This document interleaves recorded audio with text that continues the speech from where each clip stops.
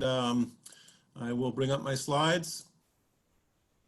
As usual, I'll talk for a little bit and present my slides, and then afterwards there'll be time for questions and answers. So today's presentation is going to be on the climate change crisis. And as I've said a number of times, the focus of my campaign theme is bold structural change, not just incremental reform. So that's the nature of my campaign. And it stems from the fact that we face 5 crises. We have a public health crisis in the form of the pandemic. We have an economic recession, which is a crisis. These two together sort of give rise to another, crisis as well, which I didn't list, but these both disproportionately impact lower income communities. So that creates a bit of a social crisis. We have a budget crisis in Olympia. We have a racial justice crisis, and we have a climate change crisis. So we have 5 concurrent crises, and that gives rise to the need for structural change, not just incremental change. My 4 top priorities for my campaign are avoiding an austerity approach to balancing the state budget. Second, instituting and related. Second is instituting a new source of progressive revenue. We have the most regressive tax system in the state and desperately need a source of progressive revenue. We need to aggressively address climate change. That's the subject of today's talk.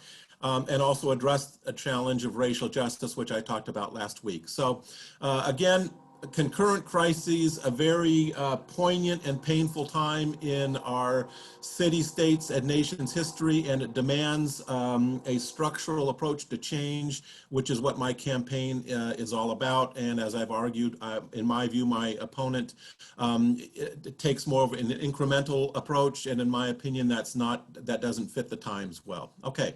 So today's talk on the climate change crisis, I'll talk about the crisis, the response, Washington state policy, and the 2021 legislative session, and so we'll get right into it. The climate change crisis. I'm going to be brief on this because we basically know this information, but it just gets at the importance of appreciating the severity of this crisis. So there's going to be climate change impacts in the natural world. Those, of course, have huge impacts for human society. So we're going to have change in precipitation patterns, more extreme weather events, which we're already seeing, more wildfires, which we're already seeing, an increase in ocean acidification, a decline in biodiversity, decrease in soil moisture, increased soil erosion, changes in crop viability, et cetera, et cetera. So there's many things happening in the natural world as a function of climate change. They're already happening in very significant manifestations. And these are going to have, are having, and will continue to have huge impacts on human society. New disease vectors, increase in pollens, changes in crop viability and yields, malnutrition, more disease prevalence, demographic shifts, increased geopolitical instability, et cetera, et cetera, et cetera. And if this starts to get further out of hand, the consequences can be somewhat catastrophic. So it's a very concerning time and something obviously that we need to take very seriously. These slides will be posted, so if you want to look at these further, you're able to. But we do need to appreciate the severity of what we're talking about. And where do things stand regarding the climate crisis? Well, here's carbon dioxide levels and temperatures over time. So on the left, carbon dioxide levels, and the blue line, which operates against the right axis, shows annual CO2 emissions, and you can see they're rising dramatically. And more importantly, perhaps on the left axis, vertical axis, is cumulative atmospheric CO2. And you've heard of 350.org. They argue that 350, and a lot of scientists argue that 350 is about the safe level for cumulative atmospheric concentration, and we're now over 410 and rising dramatically. So things are not going well on the climate change struggle, and things are alarming and getting more alarming by the year. On the right, temperature changes on Earth, 1880 to now. 5 different approaches taken to measure this. They all more or less say the same thing. We're all aware that there's sort of a spring decline decline in temperature increases due to plant absorption, et cetera. So that explains this, largely explains the squiggle effect in the line. But, you know, carbon dioxide levels are increasing dramatically, and temperatures are increasing significantly. It's very concerning. And as a function of these phenomena, we have a rise in sea level occurring, and the hottest years on record are all occurring now. So you can, these are the hottest years in human history. And, you know, they're all occurring at our time. I read an article yesterday that says 2020 is quite likely to end up being the hottest year on record. So things are concerning, and they're getting worse. And, you know, candidly, according to scientific consensus, we should be alarmed. A couple quotes from Maria Fernanda Espinosa Garces from Ecuador, president of the 73rd UN General Assembly. I won't read the whole quote, but we are the last generation that can prevent irreparable damage to our planet, okay? 11 years is all we have ahead of us to change our direction. And this quote was from last year, so we have till 2030 to change direction, or things could get extremely concerning and eventually, you know, conceivably cataclysmic. And 2019 must be the year of climate action at all levels. And another quote at the same time from the Intergovernment Panel on Climate Change says there's no documented historic precedent for the scale of changes required. So this is going to require change on many, many fronts to address. And the final quote I'll bring up here, or not quote, but point here, is this really a controversial issue? If one watches, you know, some media outlets, one will be led to believe that there's a lot of different views on this, and I'm going to disagree strongly with that contention.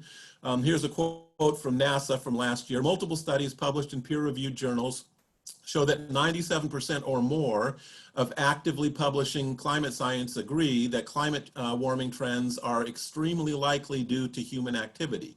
That is, they're anthropogenic. And most of the leading scientific organizations in the world have published statements that endorse this position. So, and I, you know, put that into a simple chart. 97% believe that this is human caused. 3% say it's either unclear or no. Paul Krugman wrote a column last year saying that amongst those who argue that it's unclear or no, a significant percentage of them are receiving the funding for their climate research from fossil fuel companies. So my point here is I just disagree with the view that this is a controversial topic. Once it's not 55 to 45 or 62 to 38, et cetera. This is, you know, almost a 50-to-1 ratio amongst climate science who argues that this is an anthropogenic driven, you know, human driven problem. So in my view, from the perspective of being responsible as policymakers, the debate is long over, substantively. And so that's the point of my second bullet point. I'll even make the third point first, is that even if it happened to be the case that climate change is not anthropogenically driven, which, as I've said, you know, there's a consensus against that view. It's still huge upsides to addressing it from this perspective of pollution. So it's not the case that if it happened to be wrong, we would be making a mistake. It would still be a good transition to make. And then back to the first point, you know, and this I suggested earlier, the 2010s were another lost decade on climate change. And we need to realize and appreciate that even though there's a lot of activity and there's progress and perhaps there's signs of hope, nevertheless, the battle at this point is being lost. Okay, that's the crisis response. The first and very obvious point that we all need to appreciate, in my opinion, is that there are, you know, huge differences between the parties. So we'll have a couple liberals and then individuals that I will categorize as alarming. We all know this, so I'll be brief. Obama referred to the climate change trends as terrifying. And got us involved in, you know, the Paris Agreement's Clean Power Plan, which was momentous. And many people will criticize Obama and say that he didn't do enough. I agree with that, but he did do, you know, took some major steps. Biden, you know, is asserting that this is a huge challenge. Inslee, we're the first generation to feel the sting of climate change, and we are the last that can do something about it. Those words are very powerful. We're the last generation that can do something about it, and we have got one shot. That's the next administration. So, you know, politics, of course, matters. Trump, the concept of climate change was created by and for the Chinese to make the U.S. manufacturing non-competitive. He's withdrawn us from a lot of the, you know, plans and policies that Obama instituted. You know, moved against climate change science on a variety of other fronts, reducing expertise in the EPA, all horrifying, you know, events. ExxonMobil, last year, they stated by 2025, oil and gas production will be 25% higher than in 2017. So they're, you know, asserting boldly and unapologetically that at a time when climate scientists are saying fossil fuels need to stay in the ground, they're going to move more aggressively on this front. So it makes the point, of course, that politics is hugely consequential. And with respect to, you know, ExxonMobil and other companies, it shows what we're up against in terms of trying to make progress. There's, you know, powerful forces that are, you know, arrayed against the climate change movement, of course. All right, next slide I'll be very brief on, but it gets at the complexity of addressing climate change. And so I've distilled the areas where progress needs to be made into 6 categories. One is mitigation via reduction in energy demand. Mitigation means we use less carbon, okay, and other greenhouse gases. So if we reduce population or manage it, or we, you know, have less consumerism, we take less trips, less airline travel, etc. This decreases the demand for energy, which, you know, leads to lower carbon emissions. So that's one category. Second is within any given level of energy usage, there's technologies that can be used to use it more efficiently. So we can use, even if we're, you know, commuting at a certain level, transit can reduce energy demands. We can use LED light bulbs, double pane glass, insulation, building codes. So the point is, at any given level of energy demand, technology can decrease how much energy is actually required to produce that. The third is then once we've reduced overall energy consumption, we need to change its source from fossil fuels to renewables. That's pretty straightforward, not in practice, but conceptually. And the next is mitigation via carbon removal. So these remove energy, you know, usage. This says, you know, there's another vector, which is removing carbon from the atmosphere that already exists. This can happen through natural processes, tree plantings. There's now cow digestion pills being produced to lower methane outputs from cows. And there's also artificial methods, geoengineering, sprinkling clouds with sulfite and salt compounds to make them more reflective, etc. So these all are you know, sort of segments by which we get at reducing emissions, reducing carbon.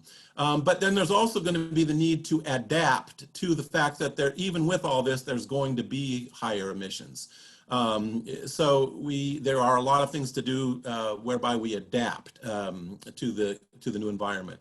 Cultivars are crossbred seeds, new pesticides, disease surveillance, flood control, firefighting, new water rights policy, etc. So this is adapting. And finally, we have global decision making, and we're treating more to a nationalist model now rather than a globalized model that has negative consequences for global warming decision making, etc. So this is just intended to segment the dimensions needed to be addressed to address climate change and to appreciate the complexity of meaningfully addressing it. There's a number of concepts that come up when discussing climate change. I'm not going to go through all of these, but I'll go through a few. It's important to appreciate sort of the terms and phrases and concepts that sort of underlie the movement. Intersectionality maintains that all sorts of different systems, transit, housing, food, supply, etc., are interrelated and all need to be addressed concurrently. So we don't just address in the climate change movement one thing. We need to consider all of our systems. I'll talk about the global north versus the global south. And there's sort of two dimensions to this. One is it's the global north primarily that has modernized and industrialized. And then once they've done so, we send representatives to the global south, let's say India, and say, we don't want you to use coal plants to modernize. And an obvious retort to that from their perspective is, well, that's exactly what you did. Why should we be penalized? And it's also the case that, our emissions create in the global north devastate everybody, including people in the global south. So there's that sort of concept. A just transition gets at the notion that it's lower income and minority communities that tend to be disproportionately impacted by climate change, both because they tend to reside in areas more impacted by what happens with climate, and also because a higher percentage of these people work in the fossil fuel industry, and therefore they'll be impacted negatively by the transition to renewables unless there's job retraining and compensation. Intergenerational compact, that gets to the notion that we have an implicit compact with the next generation and subsequent generations that we're violating by us living indulgent in an indulgent system that will then negatively impact the next generation. Some people are even intellectual people. There's been articles in the Atlantic that basically are arguing that we're booked for extinction, that given the massive incentives to fossil fuel use, and given that the trajectory that we're on, it's going to be likely impossible to change the trends. That's very negative. I don't share that view. I'm just bringing it up as one of a number of views on this. I'm going to leave these others here. There's a movement to keep fossil fuels in the ground, which certainly I support. But we don't have time to go through all of these, but there are important narratives behind the scenes. Another is, the economy versus the environment. Some people juxtapose these. I and other environmental advocates argue that it's a false narrative, that eventually it's the countries that develop renewable and green technologies that are going to help their economy because there's global demand for it. Anyway, some concepts that underlie the environmental movement. Okay, moving to Washington State. So I'm running for state representative, of course. A few thoughts on climate change. We should be a national leader in climate change policy, largely because of our abundance of hydro.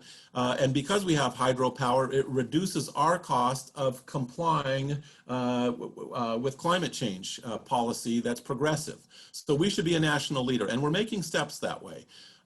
Climate change should be a primary theme of every legislative session. There are synergies to a solid West Coast of climate champions: Washington, Oregon, California, Hawaii, the province of British Columbia, and many of these, in fact, all of them really are quite progressive. And there's synergies because various states or amalgamation of states can start to work on policies together and have collaborative policy making that's consistent across states. And it's useful to divide climate change into two categories: breakthrough policies and incremental policies. So let me talk about that next. Progress on both fronts is important, but there's some big things that can be done. So here's 10 breakthrough climate policies, not from me, but rather these represent best practices domestically and internationally. And the list is longer than this. This is just representative. And on the right, I show where Washington State stands on each of these. So first, instituting a 100% renewable powered electricity grid. We've done that. It will come into place in 2045. So this is a very significant bill that's passed in Washington. Make coal illegal for electricity production. That's part of this policy that was also passed last year. So that's big. You'll see in today's paper, if you haven't read it yet, that Germany's now scheduled to phase out all of its coal plants. Implementing a statewide price on carbon, that's been introduced but not passed. Banning internal combustion engine vehicles, the sale of new ones by 2030, which I strongly support. That's the future. That's been introduced by Nicole Macri but not passed. Instituting mandatory K-12 climate change curriculum statewide. I think this is just gargantuan. New Jersey just did this. I'll talk about this later. What could be better than teaching, 1,300,000 students every day for 18 years of their life about climate change? So a bill's been introduced but not passed. We're going to a bill to make fossil fuel infrastructure illegal. There was a small bill that took a step that way this year but didn't pass. Fully making public fleets electric, creating green energy business clusters, divesting from fossil fuel companies, supporting massive investments in renewables. Those haven't been passed yet. So these are huge bills. Incremental reforms are great also. We need to be working in both realms. But the main point is we've taken 2 steps that are big, but we have many things left to do and not a lot of time to get them done. And some interesting bills are occurring around the country. We'll just look at those quickly. As I mentioned, New Jersey, this is just very recently became the first state in the country to require mandatory K-12 climate change curriculum. So this is a part of my platform as a candidate. We've seen Microsoft, Amazon, and other corporations start to announce net zero carbon emission programs. Some people, of course, say Microsoft needs to go further because it's still providing software to fossil fuel companies, which is, of course, accurate. But nevertheless, some progress here. We have progress on the conservative side of the political environment. George Shultz and James Baker have been working on a carbon dividend plan, which is basically a carbon tax that redistributes funding back to the populace in a non-regressive way. Green New Deal is, there's a movement for that nationally and at the state level. 100% renewable energy grid, we've already done that, as have some other states. So some national programs within the state, banning internal combustion engine vehicles, that would be big. Last year, we passed a zero emission vehicle mandate requiring electric manufacturers of cars to sell a higher percentage of their cars in Washington state. A bill was passed last year calling for carbon sequestration in rural Washington, eastern Washington primarily, on farms. Seattle Public Schools, there's a resolution that's just been introduced calling for the school district to become net zero in terms of carbon emissions. And you've all seen that Key Arena is going to be called Climate Pledge Arena. So there's some interesting things happening. Yes, some are sort of quaint, but some are momentous, and that leads to the question of what should happen in the upcoming legislative session. And it's important to consider what is going to happen in the next legislative session. Climate change is going to have a tendency to not be a central issue because of the pandemic, because of the budget crisis, because of the recession, etc. And it needs to be central. So how do we deal with that? And, in my view, the solution is pretty straightforward. We need to focus on a manageable number of very high impact but low cost climate change bills. If legislators come in with some 50 bills all requiring lots of time and money and effort, it's going to come across I don't think it's too practical to believe that that's going to happen. But if we can focus on some big bills that are low cost to implement, in my opinion, that can happen, needs to happen, and should happen. So what would those bills be? So I'm advocating for 5. The first is a clean fuels program that calls for lower carbon content in the transportation fuels burned in Washington state. This has been introduced the last 2 years, passed the House both years, not the Senate. That needs to pass. A bill that deals with this notion of a just transition, focusing on lower income and minority communities. That's also been introduced the last 2 bills, but not passed. That's called the HEAL Act. Ban the sales of new internal combustion engine vehicles by, that should say 2030, I'm sorry, not 2013. That's the future now. That it won't pass this session, but momentum can be built to pass it. Declare a climate emergency in Washington state, and mandatory K-12 climate change curriculum in K-12 schools statewide. So if you think about these, all of these are low cost to implement except for the banning the sale of new internal combustion vehicles. But the reason that that's plausible is it doesn't come into effect until 2030. This is my priorities for the upcoming legislative session. And I hope we appreciate, given the time sensitivity, of climate change, given how poorly things are going thus far in the overall battle. I hope people appreciate how important it is to get these bills and other bills like them passed in the very near future. And closing with some themes. Last slide. Climate change is an existential emergency. Climate change is happening now. It's time sensitive. The battle is not being won, although progress is being made. We are a negligent country under this administration, most notably, with respect to climate change. It's time for a massive transformation in our response to climate change. It's the defining challenge of our time, in my view and the view of many. There are many solutions in many realms. It is complicated. It's important for people to be involved. Consciousness and involvement are key, and there are critical bills that need to be passed in the upcoming legislative session.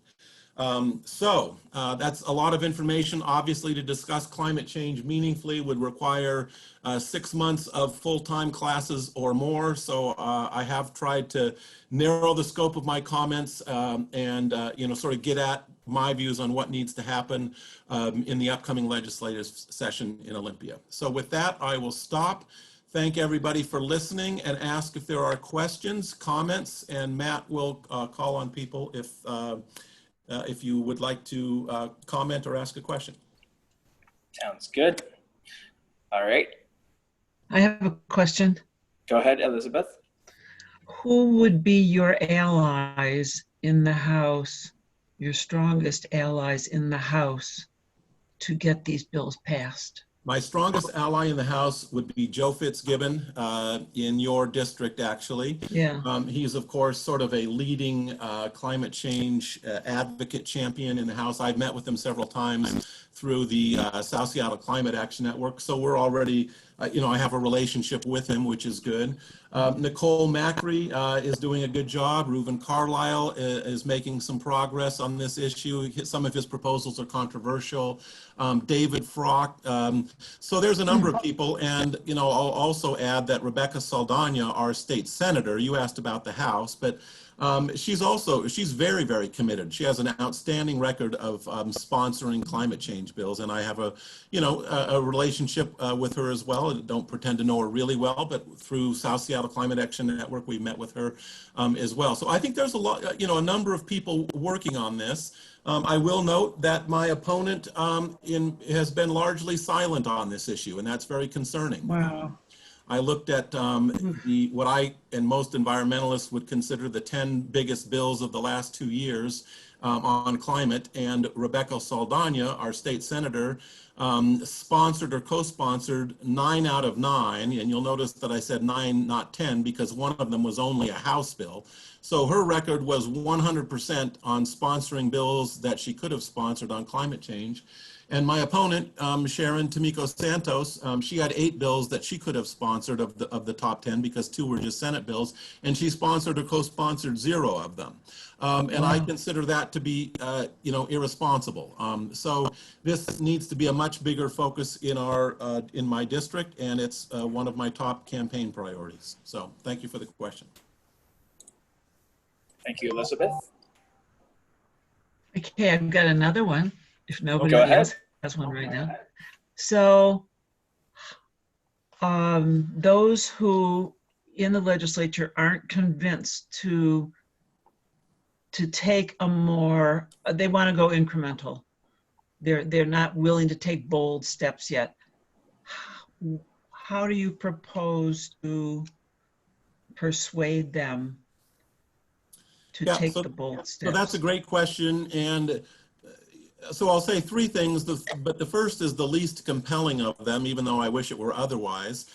Certainly I would try to meet with people, maybe hold, presentation forums, but I'm not naive enough to believe that that's going to cause some sort of sea change in terms of people's views, because they're trying to stay in office and they're reflecting their constituents, and concerns about their own political future. So with that being said, I'll say I think there's 2 things that are important. First, I do think that community based and even larger environmental climate change advocacy groups like the South Seattle Climate Network, like WEC, like the 43rd Environmental District Climate Caucus, 350.org, et cetera. These groups do a great service to their communities by building community support and thereby putting pressure on their representatives. And that's something that we're trying to work on to try to expand the number of those through the state. And then the second thing I'll say is, you know, it gets back to education. I would love to pass the bill on K-12 education. If you have 1 million school children learning, putting pressure on their parents, that's going to start to, you know, condition the public space, so to speak, and we'll see pressure on legislators. So there needs to be a groundswell of activity from individuals and groups to make that happen. It's a great question. It's frustrating to watch legislators not do what they need to do based on political calculation. So. Thanks. Thank you. Anybody else? Okay, wonderful. Okay, if there is any other questions or comments, we'll entertain them. Okay, let me say one last time, thank you for joining. Happy 4th of July weekend. I hope people are able to find some creative things to do. Looks like the sun's starting to come out, so that's a good thing. Thank you for joining, and I do hope that people can come back next week. The topic next week will be healthcare reform in Washington State, and there's a number of interesting dimensions to this, so I hope that you will come. I hope you will communicate with others and encourage them to attend. And with that, I guess I'll just make one more comment. The slides and the recording of this session, as Matthew noted, are posted on my website, so please visit that. With that, I will say thank you one last time. It's good to see people, and I hope to see everybody next week. Enjoy your weekend. So, okay. Thank you. Thank you.